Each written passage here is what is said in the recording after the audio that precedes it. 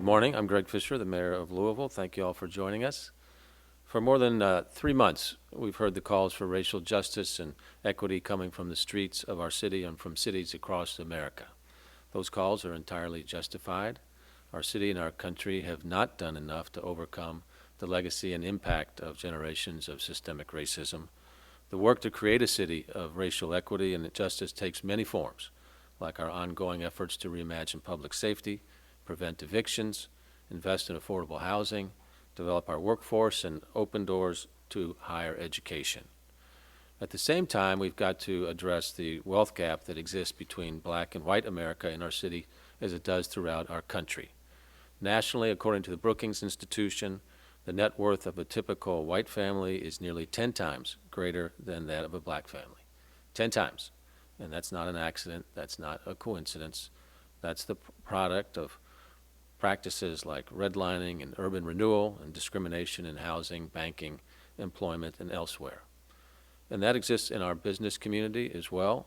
In our city, only 2.4% of Louisville's businesses are black-owned, but our city's population is around 23% African American. So that means we should have nearly 10 times the number of black-owned businesses that we have today. And we have to see this disparity as a call to action and work proactively to address the fact that talent and potential are spread evenly throughout our city, but access and opportunity are not.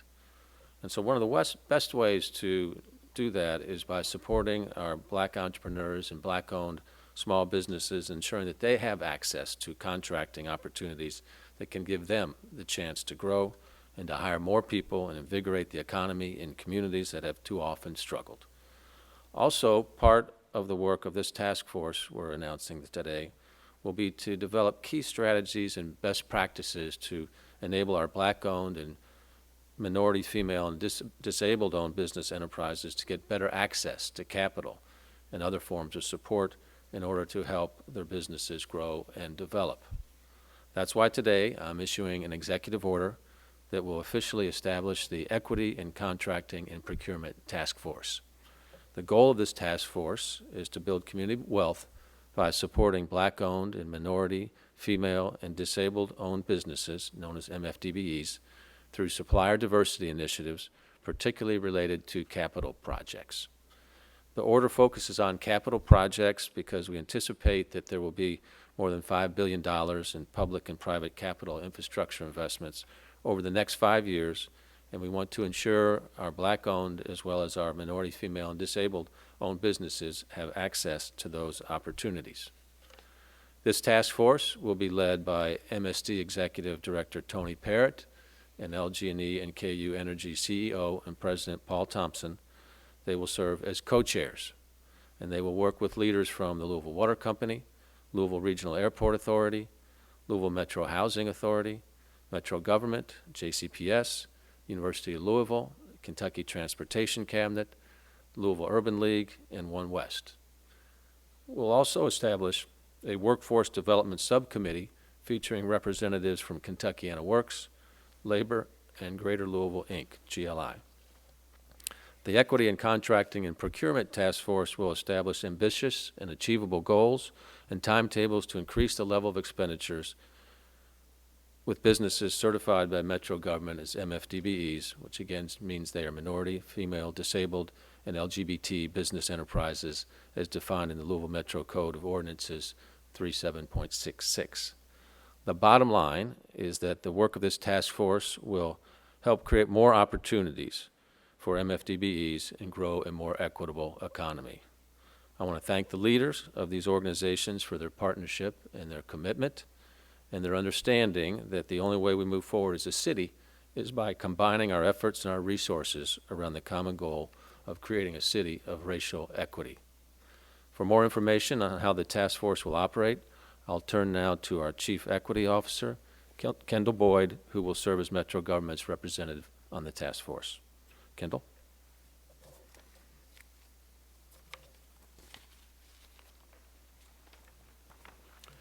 Thank you, Mayor. Good morning, Louisville. As the COVID pandemic and the protests for racial justice have demonstrated, there are significant racial disparities that exist in our community. Where there's disparities in health, education, employment, or legacy wealth, there are steps that Louisville Metro government must take to ensure that this disparity gap does not continue to grow. When local governments, quasi-governmental organizations, and major utility providers take intentional steps to provide equity opportunities for MFDBEs, the result is significant positive economic outcomes for the entire community. As we work to correct historical injustice and discrimination, Louisville Metro government and this task force must be the leaders ensuring that supplier diversity and other community wealth-building efforts are fully instituted and completed. So with this task force work, this is a major step that we can take to address inequities in our community.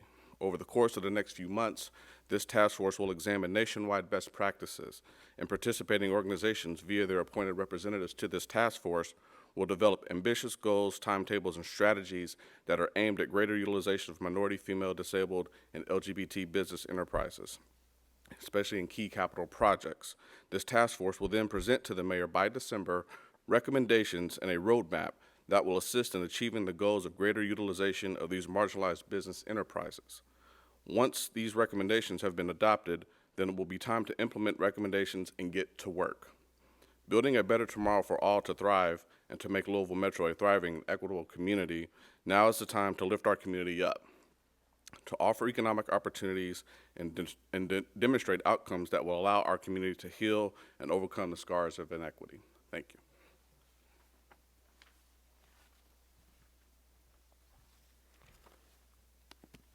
Thank you, Kendall. Now I'd like to introduce Tony Parrott, the Executive Director of the Metropolitan Sewer District, an organization that's already made an outstanding commitment to supplier diversity. Tony?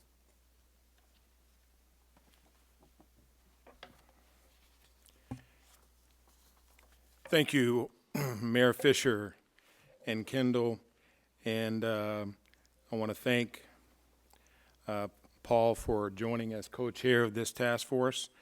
You know, one of the things that is very known is that a lot of the entities that are going to be a part of this task force invest a lot of money in infrastructure. And one of the things that we do know that infrastructure is vital to the prosperity of our city. And we know that from the 100 Resilient Cities study that was done a couple of years ago, there was a lot of talk about we need to create a culture of equity, compassion, and trust to have resiliency in our city. The other thing that the 100 Resilient City study talked about was the shocks and the stresses on our community. And some of the shocks were that we had a drug problem in our city, we had economic crisis in our city, and some of the stresses were that we had poverty in our city and inequity in our city, which leads to a lot of crime in our city. And so when you add in the impacts of COVID-19, you add in the impacts of the current civil unrest, we find ourselves standing at a crossroads where we have to ask ourselves, are we going to continue the path of chaos, or are we going to come together as a community and figure out how we can address one of the biggest poisons we have in our city, which is economic inequality and poverty in our community. One of the things that entities that are going to be involved with this task force, there's an estimated $5 billion of infrastructure needs over the next 5 years. And according to the Department of Commerce, for every dollar that you invest in the economy, that will lead to $2.62 invested in the local economy. So if you have $5 billion of need, that equates to almost $13 billion into the local economy. The history has been is that black-owned and minority-owned businesses, female-owned businesses have not had an opportunity to take advantage of that economic projects or economic benefit. It is also important to know that when you think about infrastructure, when you think about what we do, we have an opportunity to create jobs. And according to the U.S. Department of Labor, For every $1 million that you invest in infrastructure, you create 16 direct, indirect, and induced jobs in our community. So again, when you think about $5 billion of effort, there definitely is an opportunity for us to get together and talk about not only how we can have economic inclusion for Black-owned and minority-owned and female-owned businesses, but how do we create jobs? How do we take advantage of the local workforce? And how do we put people to work so that we can get to a point to where we are eradicating the historical, systemic, and barriers that have been there, and also address the number one cause of problems in our community, which is poverty. When you think about the economic opportunity that we have, there's also an opportunity for, as I mentioned, local labor. Historically, people are saying that, well, we don't have contractor capacity, or they say we don't have local labor capacity. Well, that's what this task force is going to be talking about, because there are examples, particularly with LG&E and with MSD, where we have been very successful with supplier diversity and with other programs. So we have examples where it has worked. Mayor, you may recall the Shawnee Basin Park that we did. We had approximately 75% local labor on that job. It was an $83 million project. We also had about 46% economic inclusion for minority-owned businesses on that project. We also created over 130 local jobs on that project. So there are examples where, you know, if we can collectively put all of our resources and develop some goals and some policies that allow these things to happen, it can be a game changer for the city of Louisville and for the residents of our community. And finally, there's also going to be discussion around what we call community benefits. A lot of our contractors are doing a lot of work commonly for all the entities at the table as an opportunity to look at a community benefits guideline where contractors can have an opportunity to voluntarily support local nonprofits, particularly those nonprofits that are going to help us build workforce capacity and build capacity of Black-owned and minority-owned and female-owned businesses in our community. So I am honored to be a part of this, Mayor Fischer. And the one thing that I'll say is, and I've said this to you before, it is time. It is time that we look at having mandatory goals for Black-owned businesses. It is time that we start utilizing local labor policies and community benefit guidelines. And it is time to eradicate laws, policies, and other barriers that have prevented economic equity for Black-owned businesses in our community and female-owned businesses. And this is the type of task force and ultimately the type of plan, in my opinion, should have been done 50 years ago. And I think we have an opportunity as we stand at the crossroads to make a significant difference, and that's what we are going to be trying to do with this task force. Thank you.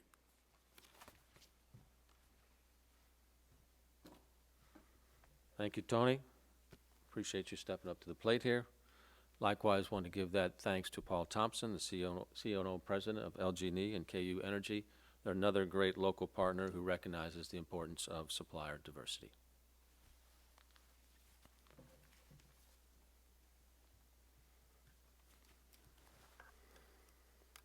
Thank you, Mayor. We are very pleased to be a part of an effort that has the potential to drive meaningful economic change for our city and its diverse population. The economic future of our region must include a focus on building Black wealth and expanding other diverse businesses.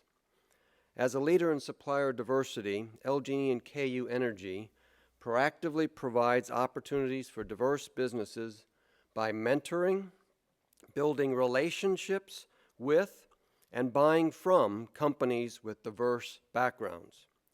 In 2019, our company spent more than $170 million with 144 diverse businesses, and over the last 10 years, our company has spent $1.3 billion with Black, minority, and veteran-owned companies.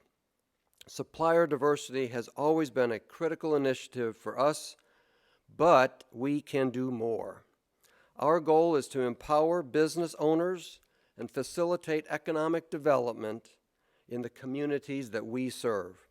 I look forward to working with the mayor, with Tony, and all of the other leaders in our community, the councilwoman, who have agreed to champion this important endeavor for our Black and minority-owned businesses and the economic well-being of this region. So thank you, and we look forward to getting started.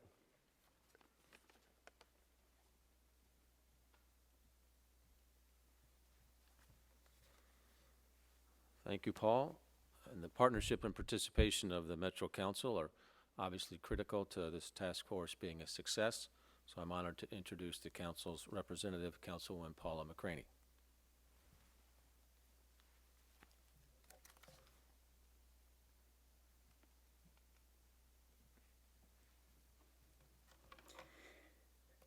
I applaud the city for taking intentional steps to bringing an often overlooked power of procurement to the forefront. I am honored to serve on a task force that is ready and willing to get to work to right some wrongs, to reduce some of the inequities, and I am excited for this opportunity. It is what our country should be doing. It is what our nation should be doing. It is what the Commonwealth of Kentucky should be doing, and it is now what the city of Louisville is doing. And I am proud to be a part of this, and there will not be any half-stepping. We will, in order to right some wrongs and increase the local economy, get to work to make minority, Black-owned, female, and disabled businesses thrive. Thank you, Mr. Mayor, for allowing me to serve.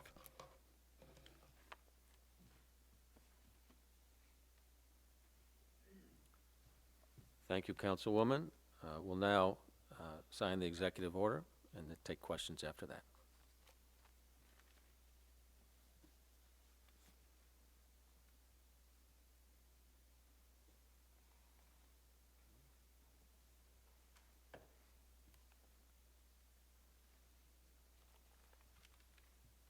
This is an executive order for the creation of a task force to build Black and MFDBE wealth through the Supplier Derby diversity initiatives and reviewing what we just spoke about from the podiums. So I will sign this.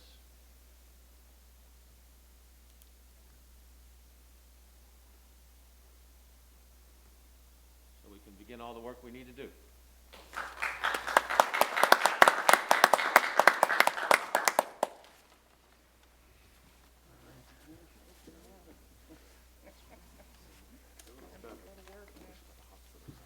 Okay, are there any questions for any of the folks here on the task force? The first question comes from Katrina Helmer with WDRB. This is for Kendall. Do you have any benchmark goals, numbers, or a time frame that would show this task force is successful? With respect to goals and benchmarks, our ordinance is a guiding factor in that. Under our ordinance, we have a 15% minority utilization goal, 5% female goal, and 0.5% disability-owned firm goal. Again, we'll use that as a guide. I would hope that this task force would see significantly above that number, given the population data that the mayor just mentioned. In addition, with respect to impact, I'm looking for immediate impact with respect to the task force decisions and policies that will come from this task force work. Because like I said, we need to get to work now to address these inequities. Kendall, our next question comes from Drew Gardner with WLKY. He asks, will there be options for the public to engage with the task force to offer input? Absolutely. Part of the executive order shows that we're going to comply with the open meeting law and open records laws, and community input is going to be vital as we develop these policies and goals and timetables as well. Okay, any other questions from the press? Okay, the next one comes from Katrina Helmer with WDRB. This is for the mayor. Mayor, as the leader that appointed Ferdinand Risco to his former position, what comment do you have after TARC released its internal investigation yesterday? Well, I appreciate the good work from Laura Douglas and Margaret Handmaker to release the report yesterday. Clearly what Mr. Risco did was abhorrent. As we learned about the allegations, we investigated them quickly and took action for him to leave or to be removed from TARC. And that's the type of approach we'll always take with any type of report or abuse of sexual harassment. Any other questions from the media? Okay, Mayor, one more from Katrina Helmer with WDRB. She says, Mayor, TARC lost a significant amount of taxpayer dollars that the report ties to Risco's actions. Besides the changes TARC is already making in response, what is city government doing to make sure more public funding isn't misused in any department? Well, we're obviously pursuing an individual remedy against Mr. Risco. And in the report also details some of the other internal improvements that are being made there so that any type of misappropriation of funds can be identified and stopped. Okay, any other questions from media?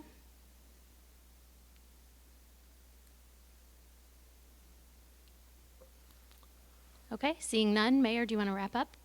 All right, well, again, this task force has got good, important work in front of them. Look forward to working alongside of everybody so we can create more opportunities for our Black MFDBE community in building that wealth through jobs. Thank you.